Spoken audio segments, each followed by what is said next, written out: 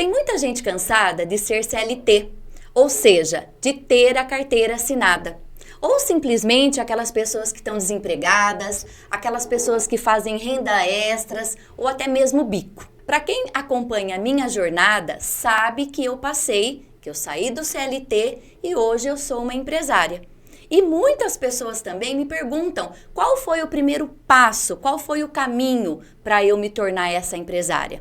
E o caminho foi eu ser um MEI.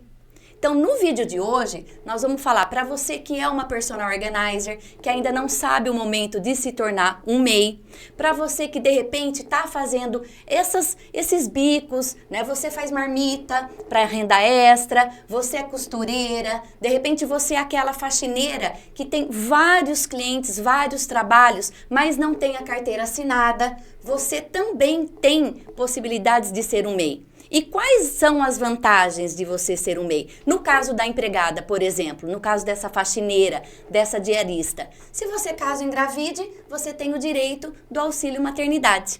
Então, esse é um dos benefícios do MEI e neste vídeo nós vamos falar sobre esse assunto.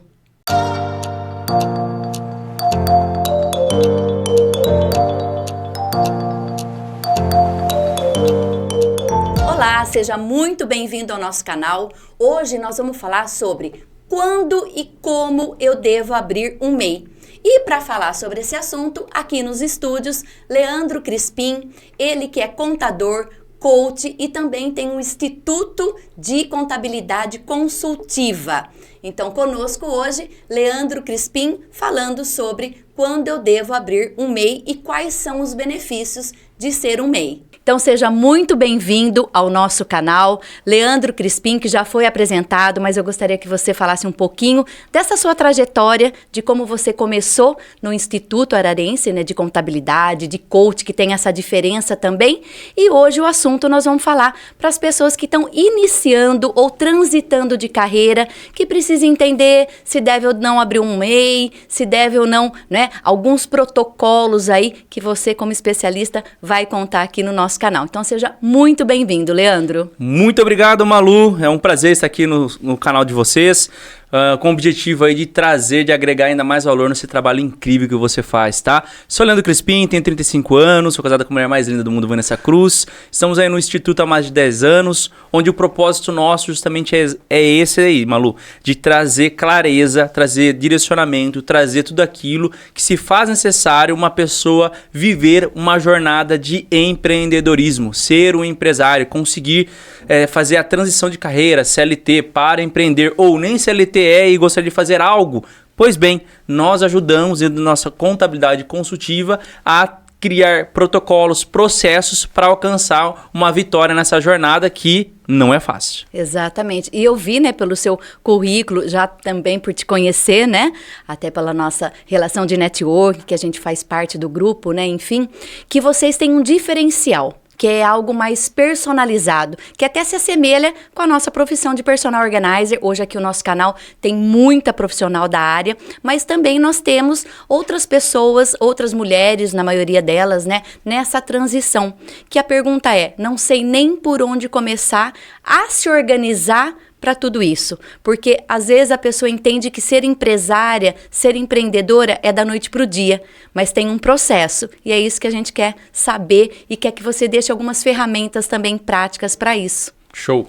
Quando chega um cliente ou uma pessoa aqui no nosso escritório e exatamente com esse questionamento, olha, eu quero empreender, então pensando aqui na nossa realidade, então vocês mulheres entenderam aí, né, o nicho, que seria personal organizer. Então, qual que é o processo, pensando que, assim como vocês, todos os empreendedores têm que seguir? Qual que é o protocolo? Primeira coisa, entender, né, nessa profissão, o que você vai estar nessa profissão e trazer um diferencial, que é aquilo que você entrega no seu curso. É sensacional, Malu. Obrigada. Que você entrega de diferencial. Segundo ponto, né, o como, né? Então, na verdade, tem um ciclo do ouro. O porquê, para quê e como.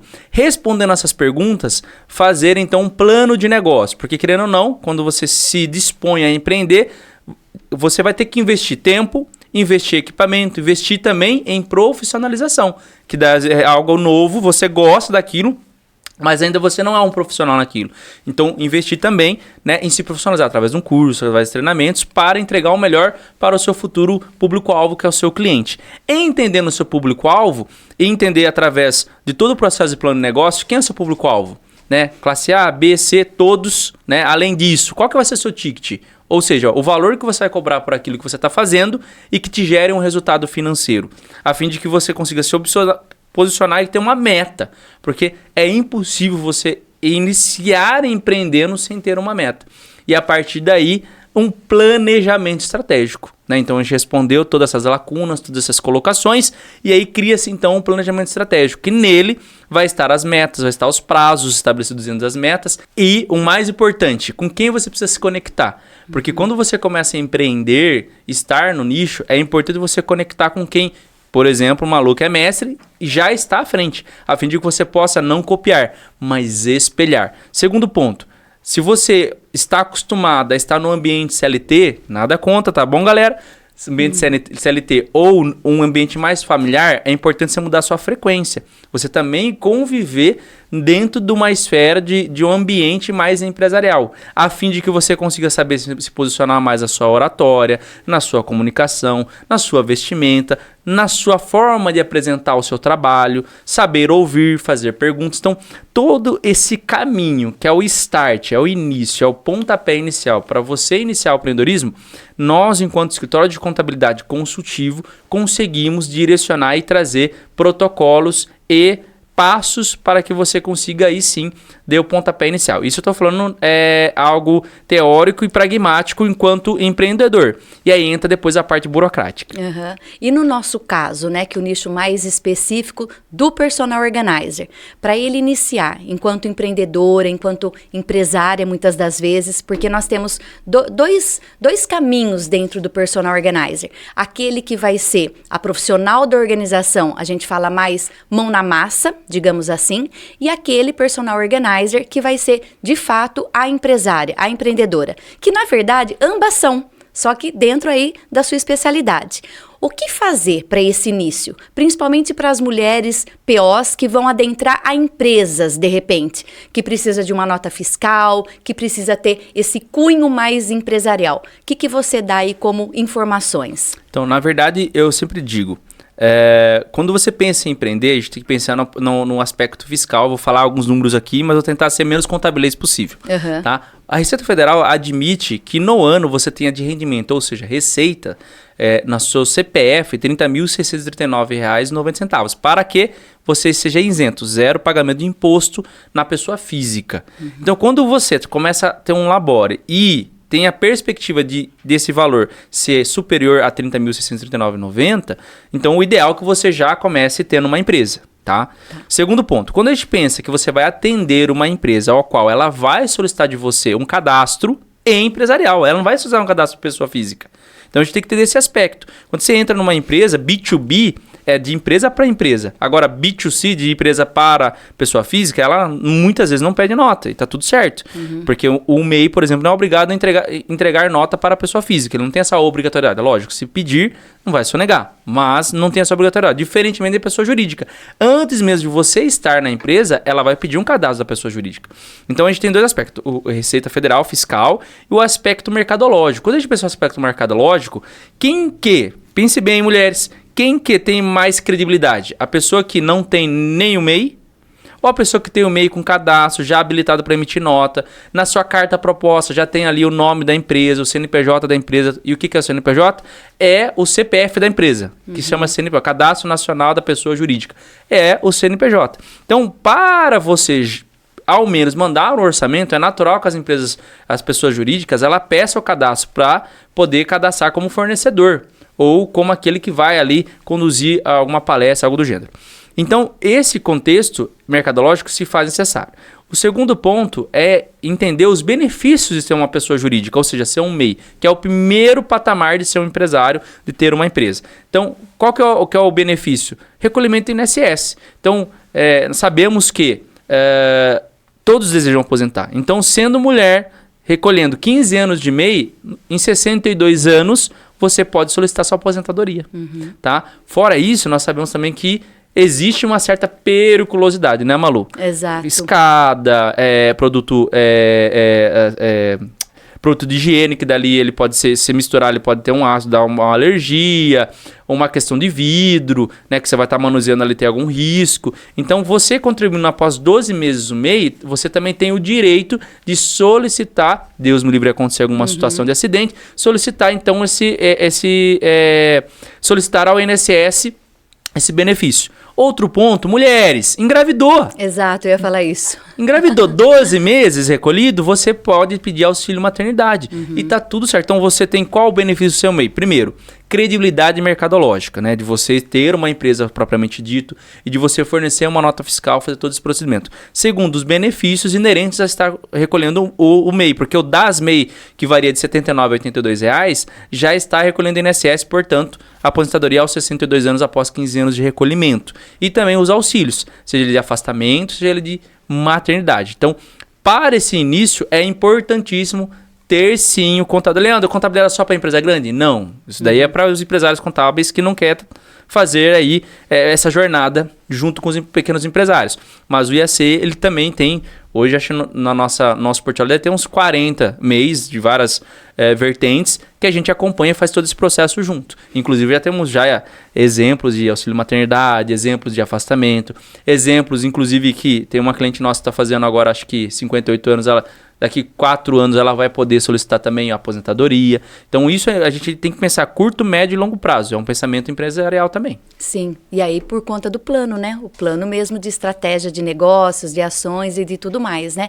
E aí vem sempre uma pergunta que as minhas próprias alunas fazem, minhas mentoradas, né? Aqui também os nossos seguidores. Como fazer para abrir essa MEI? Né? Ela pode fazer gratuitamente, tem um custo, entra pelo site, procura um contador. Vamos lá, tem várias opções. Leandro, se você olhar hoje no YouTube pesquisar lá, tem o passo a passo de como abrir o MEI, tá?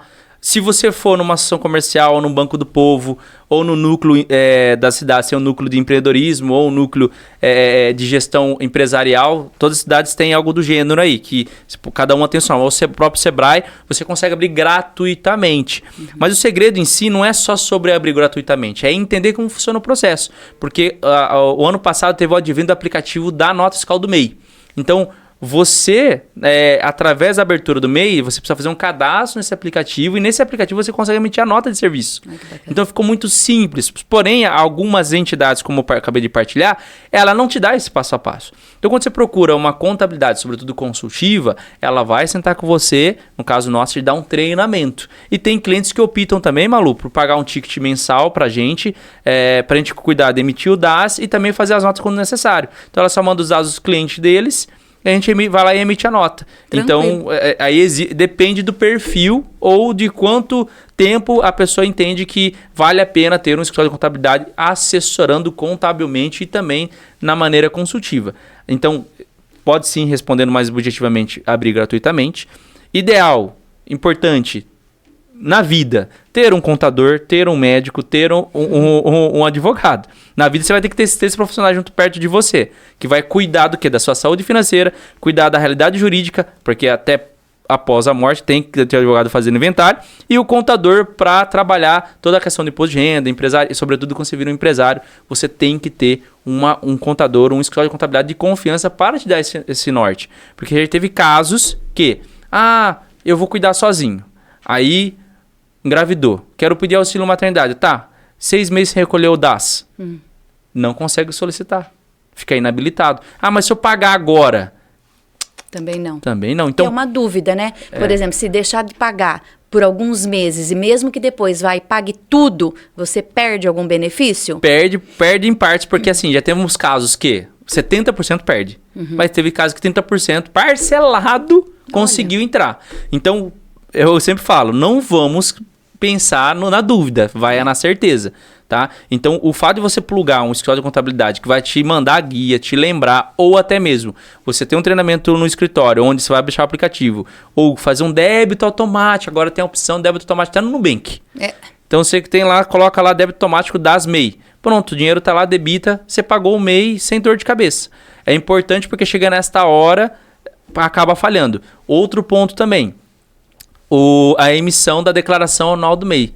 Ah, eu pago o DAS bonitinho. Se você não faz a declaração anual do MEI, você vai emitir o DAS do próximo ano lá, 2025, lá em fevereiro, não vai sair. Por quê? Porque falta a declaração anual do MEI. É importante se atentar a tudo isso porque existe mais alguns benefícios que eu esqueci de mencionar. Por exemplo, se você tem um CNPJ e busca ter um convênio, você faz o convênio pelo CPF direto, ele é mais caro do que você fazer via CNPJ. Tá? Por exemplo, plano de saúde? Exato, plano de saúde, tá? Outro benefício, por exemplo, o personal organizer vai ter que se deslocar. Sim. E muitas vezes usar o carro, ter os equipamentos. Então tem o carro.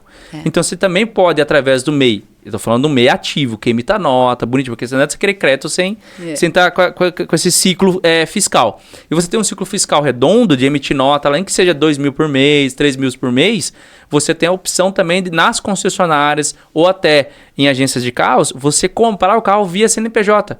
E a possibilidade de comprar no mínimo 10% mais barato.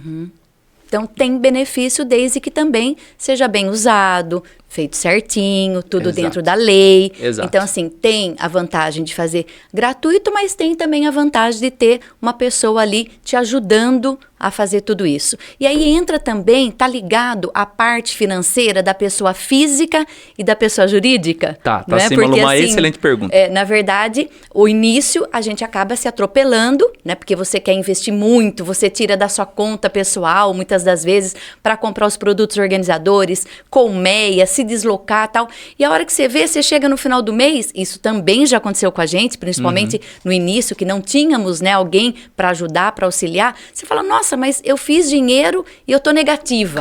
Cadê? Né? Onde ele foi? Então, dá alguma orientação também nessa parte. Vamos lá, eu adoro essa pergunta porque já tem uma metáfora muito própria. Você tem que entender o seguinte, ó. Você é uma pessoa física.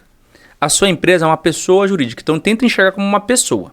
Então, ambas, ela tem que ter um ciclo de alimento financeiro. Então, quem está trabalhando? A pessoa física trabalha como proprietário na pessoa jurídica. Então, você tem que entender que você é o seu funcionário da empresa. Então, ainda tem uma metáfora, né? Se você não trabalha bem e eu tenho colaboradores e você é o funcionário mais caro e o que dá menos produtividade. Mas, enfim, é outro assunto.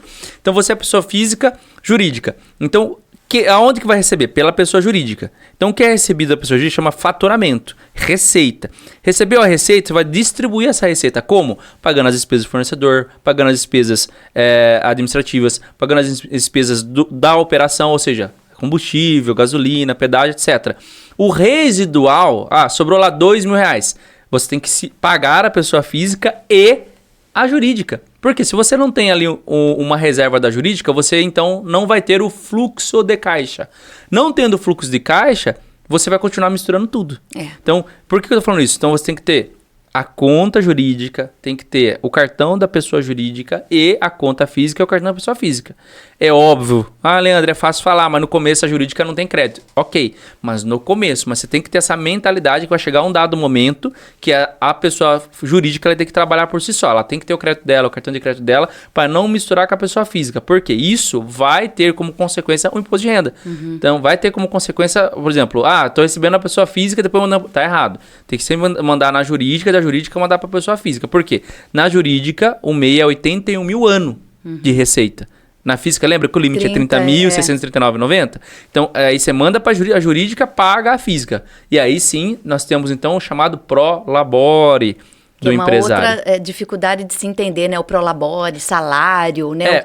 Né? Quando você é colaborador, você recebe o quê? O olerite, que é o pagamento de um funcionário. Sim. Quando você é um proprietário, um CEO, um sócio, um fundador, enfim, você recebe o prolabore, que nada mais é que o olerite do dono. Tá. A diferença é que no MEI, né, você não tem que emitir o prolabore, esse documento. Você é uma empresa EMI, uma próxima etapa, você tem que emitir o documento e pagar INSS sobre o valor que está ali. No MEI, não. Então, no MEI é entendido o seguinte, que de acordo com o nicho, a Receita Federal já entende quais são os custos. Por exemplo, se eu sou uma empresa do comércio, a empresa entende que eu tenho que comprar, a Receita entende que eu tenho que comprar para vender o produto. Então, eu vou ter compra, entrada de nota, vamos lá, comprei R$1.000 de mercadoria, vou vender no final 3 mil. Ele entende que para comprar e vender desses 3 mil, 1.000 foi custo. E entende então que o prestador de serviço, qual que é o custo? É o deslocamento, é a manutenção, é o pedágio, é todo esse contexto, a salvaguarda quando a gente pensa nos materiais, como etc., como você acabou de mencionar. Então aí ele já entende mais ou menos o qual que é o residual de fato. Porque não é também, vou jogar lá um dinheiro de terceiro no CNPJ para dizer que está operacional. Isso não funciona. Porque ele também vai perceber o quanto que você está movimentando e se é da mesma fonte. A Receita V enxerga tudo isso, tá, Malu? Nossa, muita informação, né? E assim, ao mesmo tempo, é só se organizar.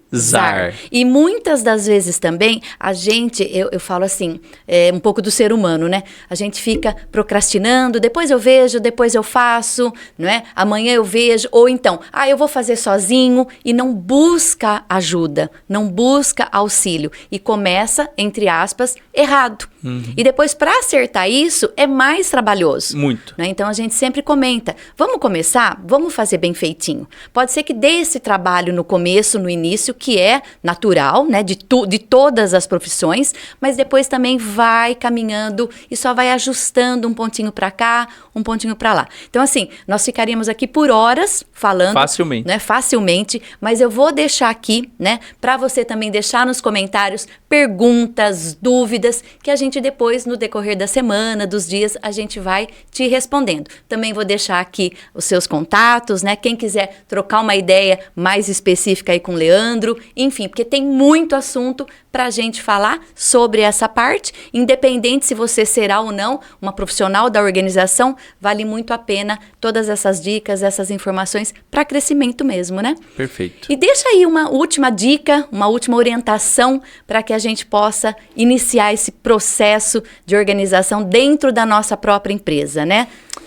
Se eu fosse deixar uma única dica, você que está assistindo esse vídeo agora e o medo te paralisa, não paralise. Não paralise. Tenha coragem, acredite em você, faça acontecer, porque eu conheço muitas empresas, a gente tem mais de 200 clientes no nosso portfólio, que você olha e por incrível que pareça, não é nem MEI, já é ME e não tem essa organização financeira.